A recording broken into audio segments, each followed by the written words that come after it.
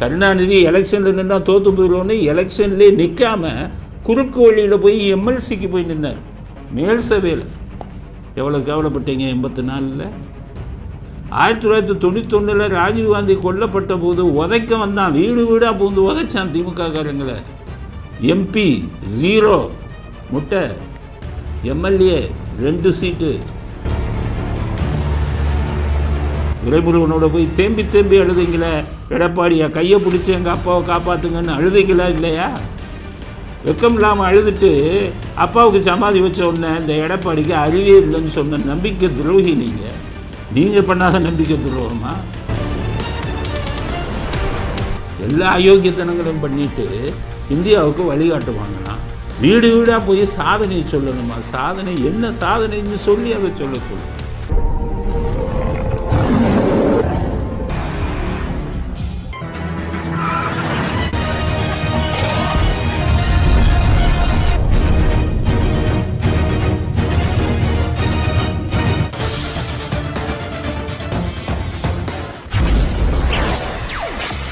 வணக்கம். இன்றைய அரசியல் ஆடுகளத்தில் உங்கள் அனைவரையும் சந்திப்பதில் மிக்க மகிழ்ச்சி. முதல் செய்தி, இன்றைக்கி செய்தி என்ன? அரசியல் செய்திகள்னு பார்த்தீங்கன்னா, திமுகவோட செயற்குழு கூட்டம் நடந்தது. இதுக்கு முன்னாடி நிறையா பொதுக்கூட்டம் நடந்திருக்கு, பொதுக்குழு நடந்திருக்கு, இப்போ செயற்குழு. இதுக்கு முன்னாடி எப்படின்னா, பொதுக்கூட்டத்துக்கு பிரியாணி போடுவாங்க. ஏன் பிரியாணி போடுவாங்கன்னா, வரவன்ட்டெல்லாம் என்ன கண்டிஷன், 1000 ரூபா பிரியாணி குவார்ட்டர். அதனால் சைவம் போட்டால் அந்த வரவெல்லாம் ஓடிடுவான். அதனால் ஆளுங்களை கூட்டுறதுக்காக பிரியாணி. அதனால் பொதுக்கூட்டம்னா பிரியாணி. பொதுக்குழு கூட்டத்துலேயும் பிரியாணி போட்டாங்க.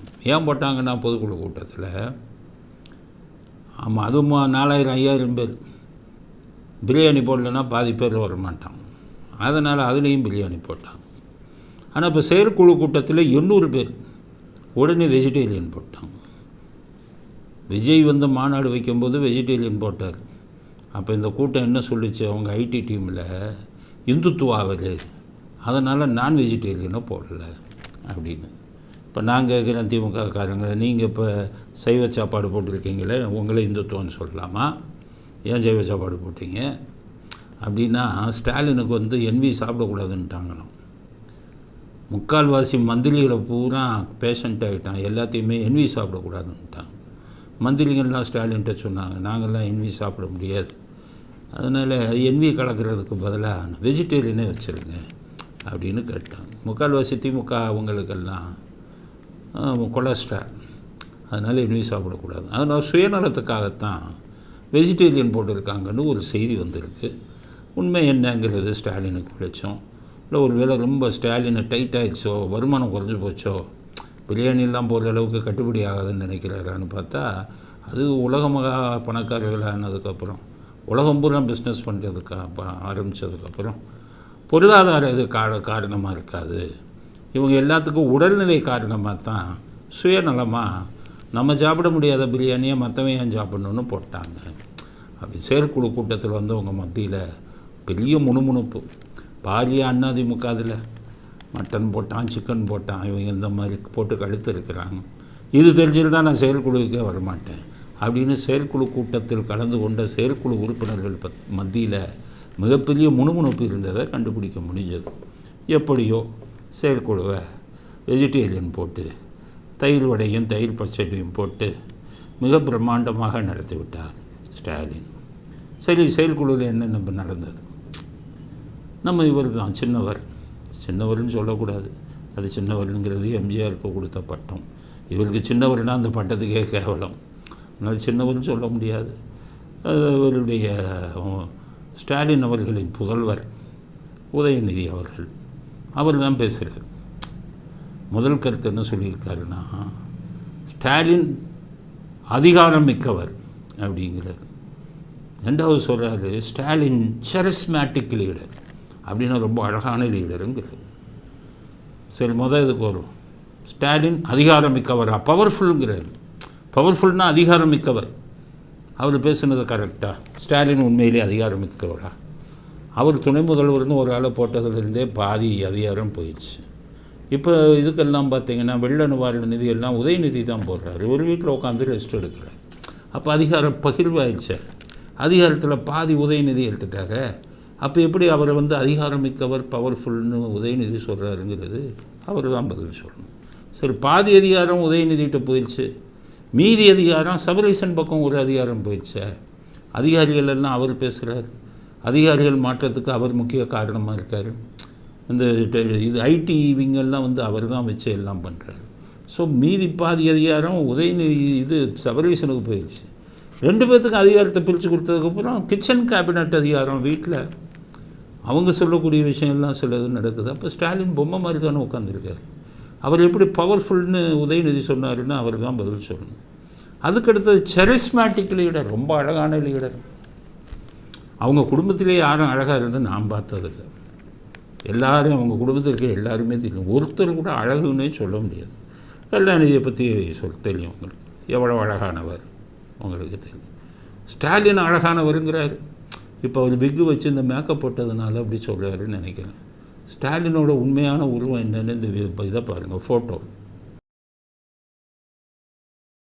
இதுதான் அவர் உண்மையான உருவம். இப்போ விக்கை வச்சுட்டு மேக்கப் போட்டுக்கிட்டு ஃபேஷியல் பண்ணிவிட்டு அவர் அழகானவர்னு சொல்கிறாரு. செரிஸ்மேட்டிக் லீடர். தமிழ்நாடு முதலமைச்சராக வந்ததுலேயே அழகாக இருந்தது எம்ஜிஆர் ஒன்று, அடுத்தது ஜெயலலிதா ஒன்று. இவங்க 2 பேரும் ரொம்ப பார்க்குறதுக்கு செரிஸ்மேட்டிக் லீடர்னு தமிழ்நாட்டில் சொன்னது. காமராஜர்லாம் ரொம்ப சாதாரணமாக இருப்பார்.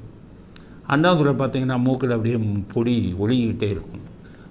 அவரும் செரிஸ்மேட்டிக், நல்ல மனிதர், ஆனால் செரிஸ்மேட்டிக் லீடர் இல்லை. காமராஜர் வந்து எளிமையானவர். செரிஸ்மேட்டிக்குங்கிறது அழகுங்கிறது இல்லை. அவர் தமிழ்நாட்டு இதுலேயே வந்ததில் அழகுன்னு பார்த்தீங்கன்னா எம்ஜிஆர் தான், எலுமிச்சம்பழம் நேரம். அடுத்தது ஜெயலலிதா பயங்கரமான கலர், சினிமாவில் நடித்தாங்க. அவங்க 2 பேரும் சினிமாவில் நடித்தாங்க, அதுதான் அழகாக இருக்காங்க அப்படின்னு சொல்லுவாங்க. உதயநிதி தான் சினிமாவில் நடித்தார். இந்த ஃபோட்டோவை பாருங்கள், அவர் உதயநிதி எவ்வளோ அழகாக இருக்கார். அது உங்கள் குடும்பத்திலே யாரும் அழகில்லை. செரிஸ்மேட்டிக் லீடருங்கிற வார்த்தையை உதயநிதி சொல்லியிருக்கக்கூடாது அப்படிங்கிறது தான் என்னுடைய முதல் கருத்து. அடுத்தது இன்னும் சொல்கிறார், விட்டார் அவரை அப்பா படலம் பாடிக்கிட்டே இருக்கார். ஸ்டாலின் அவர் அப்பா படலம் பாடுற மாதிரி செயற்குழுவில் போய் இவர் உதயநிதி அவங்க அப்பா படலத்தை பாடிக்கிட்டு இருக்கார். அடுத்து என்ன சொல்கிறாருன்னா, ஸ்டாலினுக்கு இருக்கும் மக்கள் ஆதரவை இந்தியாவே கவனிச்சுக்கிட்டு இருக்கான். உதயநிதி சொல்கிறார், அவங்க அப்பாவுக்கு அவ்வளவு ஆதரவான், இந்தியாவே கவனிச்சுக்கிட்டு இருக்கான். 9 கூட்டணி மட்டும் கழட்டி விட்டுட்டு பாருங்கள், ஒரு எலெக்ஷனில் நில்லுங்க, உங்கள் அப்பாவுக்கு இருக்கிற மக்கள் ஆதரவு லட்சணம் எல்லாருக்குமே தெரிஞ்சு. அதுக்கடுத்தது என்ன சொல்கிறாருன்னா, ஸ்டாலின் தலைமையில் எந்த தோல்வியையும் சந்தித்தது இல்லையா. 9 பேரை வச்சுக்கிட்டு நின்னீங்கன்னா அப்புறம் தோல்வியை சந்திக்காமல் எப்படி ஜெயிக்க தான் செய்வீங்க. ஒண்டி நிற்கணும், ஒத்தைக்கு வான்னு சொல்லுவாங்க கிராமத்துலலாம்.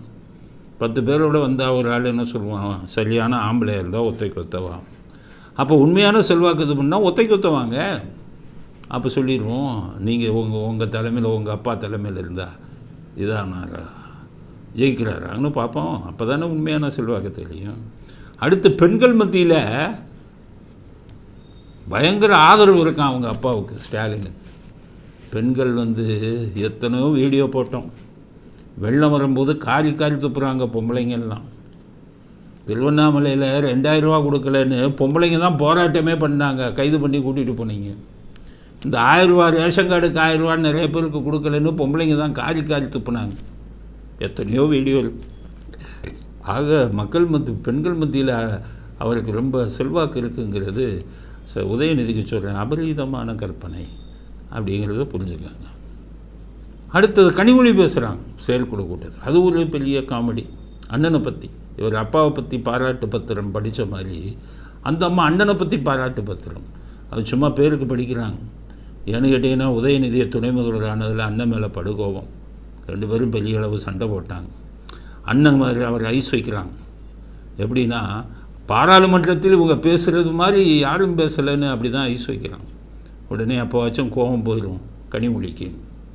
கனிமொழி எல்லாம் எத்தனையோ இதை பார்த்துட்டாங்க. அரசியல் இதெல்லாம் நடக்காது. அது முக்கியமான கட்டத்தில் இந்த இது கோஷ்டி இது நிச்சயம் வெடிக்கும்.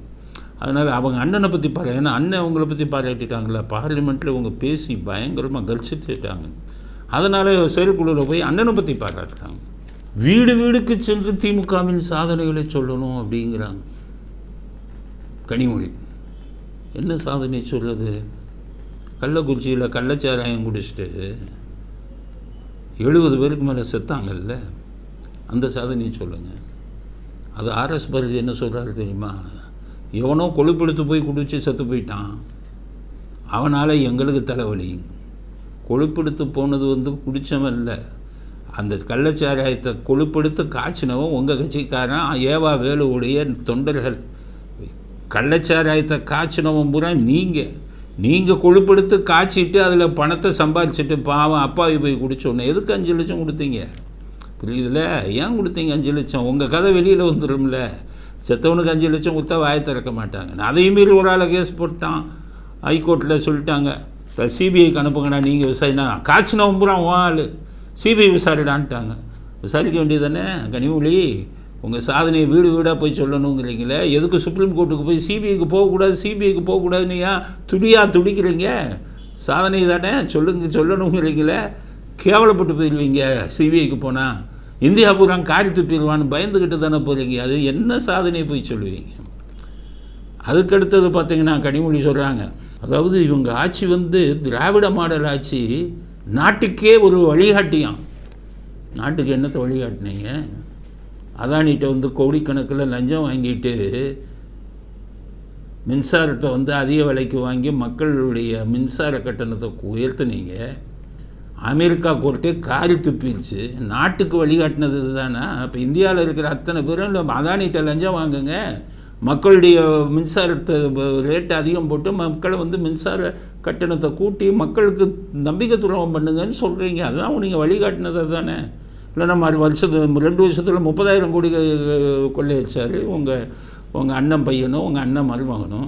அந்த வழிகாட்டுதல் சொல்லுங்கள். எங்கள் அண்ணன் பையன் பாருங்கள், என் அண்ணன் மருமகன் பாருங்கள், 30,000 கோடி சொல்லுங்கள்.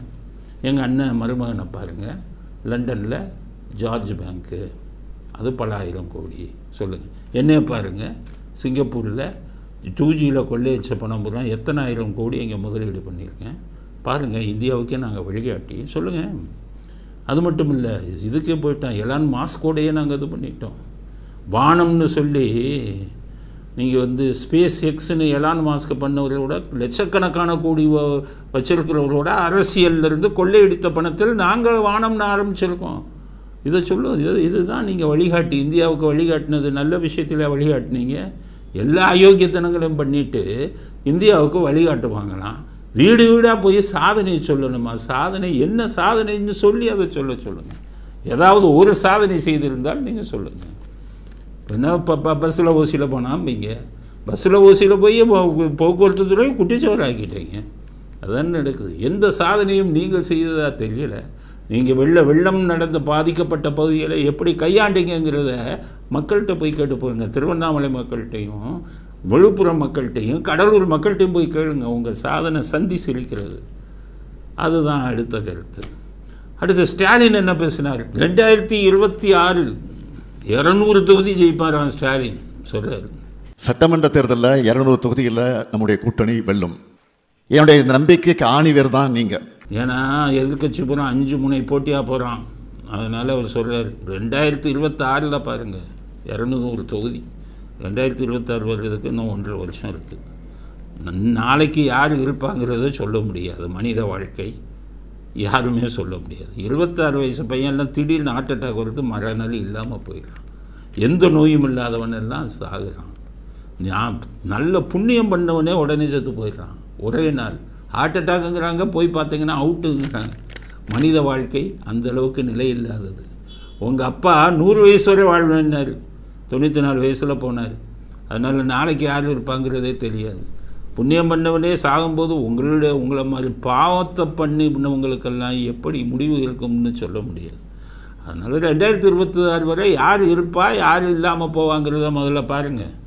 அதுக்கப்புறம் இயற்கை என்ன வச்சுருக்கு, இறைவன் என்ன வச்சுருக்கான்னு தெரியாது. அதுக்கப்புறம் நீங்கள் 2026 ஜெயிக்கிறத பற்றி 2026 மேயில் பேசுங்க.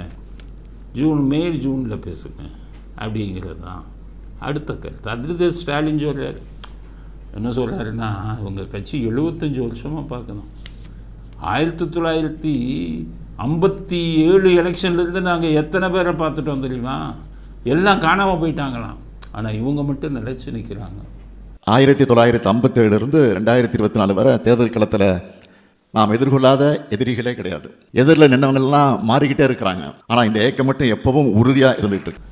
நீங்கள் தனியாக நின்று நிலைச்சி 84 57க்கு அப்புறம் காணாமல் போயிட்டாங்கங்கிறீங்களே. 57 காங்கிரஸ் ஆட்சிக்கு வந்தது. அந்த காங்கிரஸ் காலில் விழுந்து தான் நீங்கள் கூட்டணி சேர்ந்து நடத்திக்கிட்டீங்க. காங்கிரஸ் என்ன காணாமல் போயிடுச்சா? நீங்கள் மட்டும்தான் நிற்கிறீங்களா? அந்த கட்சி இருக்குல்ல. 1972 அதிமுக ஆரம்பிக்கப்பட்டது. அதிமுக என்ன காணாமல் போச்சு? அவன் 25% ஓட்டு வாங்குறாங்கல்ல. அப்போ என்ன காணாமல் போச்சு? நீங்கள் காணாமல் போன கதைகள்லாம் நிறையா இருக்க. 1976 எமர்ஜென்சி முடிஞ்சு பார்லிமெண்ட்டு தேர்தல் வச்சாங்க. ஒரே ஒரு தொகுதி வட சென்னை ஏவிபி ஆசை தம்பின்னு உங்கால் ஒரு தொகுதி ஜெயிச்சார். 39 தொகுதியில் வந்துக்கிட்டு அதிமுகவும் காங்கிரஸ் கூட்டணியும் ஜெயித்தது 1976. கேவலப்பட்டு அசிங்கப்பட்டு போனீங்க. அதுக்கடுத்தது நீங்கள் பார்த்தீங்கன்னா எம்ஜிஆர் ஆட்சிக்கு வந்தார். உடம்பு சரியில்லாமல் போயிட்டு அமெரிக்காவிலேருந்து 84 கருணாநிதி எலெக்ஷனில் நின்னா தோற்று போயிடுவோன்னு எலெக்ஷன்லேயே நிற்காம குறுக்கு வழியில் போய் எம்எல்சிக்கு போய் நின்னார் மேல் சபையில். எவ்வளோ கேவலப்பட்டீங்க 84. 1991 ராஜீவ்காந்தி கொல்லப்பட்ட போது உதைக்க வந்தான். வீடு வீடாக பூந்து உதைச்சான் திமுக காரங்களை. எம்பி 0 முட்டை, எம்எல்ஏ 2 சீட்டு. எவ்வளவு கேவலப்பட்டீங்க. இன்னமும் பெரிய ஜெயிச்சு வெற்றி வாகை சூடிக்கிட்டே வர்ற கட்சின்னு பேசுகிறீங்க. 2014 எம்பி தேர்தலில் ஜெயலலிதா தனியாக கூட்டணி இல்லாமல் நின்னாங்க. உங்களுக்கு கிடைச்ச எண்ணிக்கை 0. பல தடவை முட்டை வாங்கினவங்க நீங்கள். என்னமோ பெரிய உங்களுக்கு வெற்றி வந்தது மாதிரி வெற்றியை அடுக்கி கொண்டு வெற்றியாக பார்த்த மாதிரி பேசுகிறீங்க. அதனால் அடக்கி வாசியுங்கள் அப்படிங்கிற. அடுத்து சொல்கிறார், எடப்பாடி துரோகம் பண்ணவர். துரோகத்தை தவிர அவருக்கு எதுவும் தெரியாது. செயலி துரோகம் பண்ணாருன்னு வச்சுக்குவோம். ஆனால் அந்த துரோகம் பண்ண எடப்பாடிக்கே துரோகம் பண்ணாலுன்னா நீங்கள் எப்படிப்பட்டவளாக இருப்பீங்க? அவங்க அப்பாவுக்கு சமாதி வைக்கும்போது காலில் விழுந்து எப்படி அழுதிங்க? எடப்பாடி காலில் விழுந்து ஞாபகம் இருக்கா? துரைமுருகனோட போய் தேம்பி அழுதிங்களே. எடப்பாடியா கையை பிடிச்சி எங்கள் அப்பாவை காப்பாற்றுங்கன்னு அழுதிங்களா இல்லையா? வெக்கம் இல்லாமல் அழுதுட்டு அப்பாவுக்கு சமாதி வச்ச உடனே இந்த எடப்பாடிக்கு அறிவே இல்லைன்னு சொன்ன நம்பிக்கை துரோகி நீங்கள் பண்ணாத நம்பிக்கை துரோகமா? அதனால் நம்பிக்கை துரோகத்தை பற்றி பேசுகிறதுக்கு உங்களுக்கு அருகதை இல்லை அப்படிங்கிறதையும் சொல்லிக்கிறேன். அவ்வளோதான் செயற்குழு கூட்டத்தில் தான் அமைச்சிருக்கேன். அதில் ஒரு மந்திரி பெரியசாமி அவர் என்ன சொல்லியிருக்காருன்னா, அந்த எடப்பாடிக்கு பார்த்து படிக்கிறாள் யாரோ எழுதி கொடுக்குறான். பார்த்து படிக்கிறாளுங்கிற பேரே உங்கள் ஸ்டாலினுக்கு தானே உண்டு. ஒரு இதை பார்த்து ஒவ்வொரு இதையும் பிட் பேப்பரை வச்சு படிக்கிறாளாச்சே. பிட் பேப்பரை வச்சு படித்தா எடப்பாடி தப்பில்லாமல் படிக்கிறாரு. உங்கள் ஸ்டாலின் பிட் பேப்பரை பார்த்து தப்பாக தானே படிப்பார். 2000 மொத்தம் 5000 இருக்காங்க, 2500 கொடுத்தாங்க. 5000 2500 போட்டால் 1500 பிட் பேப்பரை பார்த்து தப்பாக படித்தவராச்சே. இந்தியா சுதந்திரமானது டிசம்பர் மாதம்னு சொன்ன ஆளாச்சே பிட் பேப்பரை பார்த்தே. அதனால் பிட் பேப்பர் ஸ்டாலின் தான் பேர். பெரியசாமிக்கு சொல்கிறேன், உங்கள் ஆளுக்கு தான் bit paper Stalin. Edappadi bit பேப்பரை பார்த்து படித்ததா எங்களுக்கு தெரியல. அதனால் அவரை வச்சுக்கிட்டு பிட் பேப்பரை பற்றி திமுககாரன் பேசாதீங்க அப்படிங்கிறது தான் அடுத்த கருத்து. அடுத்தது உணவு திருவிழா. அன்றைக்கி இவர் கேக் வச்சார்ல, போனதில் சொன்னோம், உதயநிதி கேக்கு கிண்டினாருன்னு. அந்த உணவு திருவிழா சென்னை மெரினா பீச்சில் நிறையா கவுண்டர் வச்சு உணவு கொடுத்தாங்க. ஓசியில் கொடுத்தாங்கன்னு நினைக்காது. இந்த கூட்டம் இந்த காலத்தில் ஓசியில் கொடுத்தது. அவன் பொதுக்கூட்டத்துக்கு வர்றதா இருந்தால் ஓசியில் பிரியாணி கொடுப்பான். இது உணவு திருவிழா. நடத்தினவங்க வேறு, தலைமை தாங்கினது இந்த கூட்டம். நிறைய வெரைட்டி வச்சுருந்தான். கேக்கு கவுண்டரில் மட்டும் ஆலையில். ஏன்னா உதயநிதி கிண்ணாருன்னு ஒன்று நிறைய பேர் பயந்துக்கிட்டு இவர் எப்படி கிண்ணாரோ என்னத்தை போட்டாருன்னு சொல்லி கேக்கு உதயநிதி கேக் கவுண்டரில் ஆலையில். மற்றபடி நான் வெஜிடேரியன் இது ஒவ்வொன்றா சமைச்சான். விருதுநகர் சாப்பாடு, மதுரை சாப்பாடு, அது மாதிரி போட்டு பயங்கர விலை. அதுக்கு ஹோட்டலில் சாப்பிட்டு போயிடுவானே, எதுக்கு இங்கே வந்து சாப்பிடணும்? ஏதோ ஒரு குறைஞ்ச விலையில் கொடுத்தீங்கன்னா சாப்பிடலாம். எல்லாம் அதில் போனோம். அப்போ கூட்டம் எப்படி வந்தது? கவுண்டரை பார்த்தோம் பாருங்கள், அந்த ஃபோட்டோ கவுண்டர் பூரா காலியாரு. அப்போ கொஞ்சம் பேர் வந்தாங்க. அவங்களும் யாருன்னா பீச்சுக்கு வந்தவங்க, சாப்பிட்றதுக்கு வந்தது எண்ணிக்கை குறைவு, பீச்சுக்கு வந்தவங்க. ஏன்னா உதயநிதி கேக்கு கிண்டுன உடனேயே எதிர்க்கட்சிக்காரன் பூரா அங்கே போகக்கூடாதுன்னு முடிவு பண்ணிட்டான், அரசியலாக்கிட்டாங்கல்ல. வெறும் உங்களுக்கு இவங்க அந்த நிறுவனம் நடத்தியிருந்தால், அரசியல் சார்பில்லாத நிறுவனம் வந்தால் நிறைய கூட்டம் வந்திருக்கும். இதில் தான் திமுக இதை திராவிட மாடல் பிராண்டை போட்டாங்க. அதனால் கூட்டம் சரியாக வரவில்லை. பீச்சுக்கு வந்த கூட்டம் மட்டும் அங்கே போய் கொஞ்சம் சாப்பிட்டுட்டு போயிருக்காங்க. இதுக்கிடையில் இந்த ரஞ்சித் இருக்கார சினிமா டைரக்டர், பயங்கர புது புது சீர்திருத்த படங்கள்ங்கிறதுல ஜாதி வரி படங்களை எடுப்பதிலே பேராக போனவர். அவர் எம்ஜிஆரை கள்ளச்சாராயம் காய்ச்சினாருன்னு சொன்னவர். அந்த ரஞ்சித்து ஒரு பெரிய மனக்குறை எனக்குன்ட்டார். என்னென்னா, எல்லா சாப்பாடும் வச்சிங்களே, மாட்டுக்கறியும் வைக்கலன்னு. மாட்டுக்கறினா அவர் பசு மாட்டுக்கறியை சொன்னாரா, காளை மாட்டுக்கறியை சொன்னாரா, எருமை மாட்டுக்கறியை சொன்னாரான்னு தெரியல. அவர் எந்த மாட்டுக்கறியை சாப்பிடுவாருன்னு தெரியல. அதனால் மாட்டுக்கறியை ஆக்கிட்டாங்க. இவர் சொன்ன உடனே ஸ்டாலின் சொல்லிட்டார், அவன் கூட்டணி நாளைக்கு அவன் தயவு வேணும், படம்லாம் எடுத்துக்கிட்டு இருக்கான், உடனே போடுன்ட்டாங்க. எந்த மாட்டுக்கறியை போட்டாங்கன்னு தெரியல. ஸோ ஒரு சில கூட்டம் மாட்டுக்கறியை போட்டோன்னே ருசித்து சாப்பிட்டாங்க மாட்டுக்கறி. எந்த மாட்டுக்கறிங்கிறது ஆண்டவனுக்கு வெளிச்சம். ஆக இப்படித்தான் உணவு திருவிழாவை கோமாளித்தனமாக ஏதோ பீச்சுக்கு வந்த கூட்டம் சாப்பிட்டுட்டு போச்சு. சன் டிவியில் பாருங்க, என்னென்னமோ போடுவான், இல்லாததை போடுவான், வாய்ஸை கட் பண்ணுவான், எடிட் பண்ணுவான், போடுவான். அதெல்லாம் நம்பாதீங்க. சன் டிவி, கருணாநிதி டிவியை நம்பாதீங்க. மற்ற டிவியும் பண்ணாதீங்க. எல்லா பேரும் ரூபாயை வாங்கிட்டு போடுறான், நியூஸு போட மாட்டேங்கிறான். ஒரே ஒரு டிவி பாலிமர் நியூஸ், பாலிமர் செய்திகள் தான் நடுநிலைமையாக போடுறாங்க. எல்லா டிவியும் பணத்தை வாங்கிட்டு போடுறாங்க. அதனால் இதுதான் உண்மையானது. உணவு திருவிழா இப்படித்தான் நடந்தது அப்படிங்கிறதையும் நீங்கள் புரியும். அடுத்தது ஒரு திரைப்படம் வந்ததில் விடுதலை 2 அப்படின்னு வெற்றிமாறன் அவர் எடுத்தார். இது என்ன பண்ணுவாங்க, எப்பவும் அப்பாவும் பையனும் பாராட்டுவாங்க. வாழையை அப்பாவும் பையனும் பாராட்டினாங்க. ஏன்னா மாரி செல்வராஜ் உதயநிதிக்கு ஃப்ரெண்டு, மாமன்னன் இருக்குது. அதனால் அதை பார்த்த உடனே பாராட்டினார். அடுத்தது சிவகார்த்திகேயன் நடித்த படம் அமரன், அது அப்பாவும் பையனும் பாராட்டினாங்க. இவங்க கூட்டணி இருக்கீங்க, இந்த ரஞ்சித்து, மாரி செல்வராஜ், வெற்றிமாறன், இவங்கெல்லாம் பண்ணாங்கன்னா அது அப்பாவும் பையனும் பாராட்டுவாங்க. இது அப்பாவும் பையனும் பாராட்டல. ஏன் பாராட்டலைன்னா அதில் சொல்லிட்டாங்கல்ல, பிறப்பின் அடிப்படையில் ஆட்சிக்கு வந்தால், அதிகாரத்துக்கு வந்தால் அது இந்த நாடே குட்டிச்சோறாருங்கிற மாதிரி வசனம் வச்ச உடனே அப்பாவும் பையனும் பாராட்டல.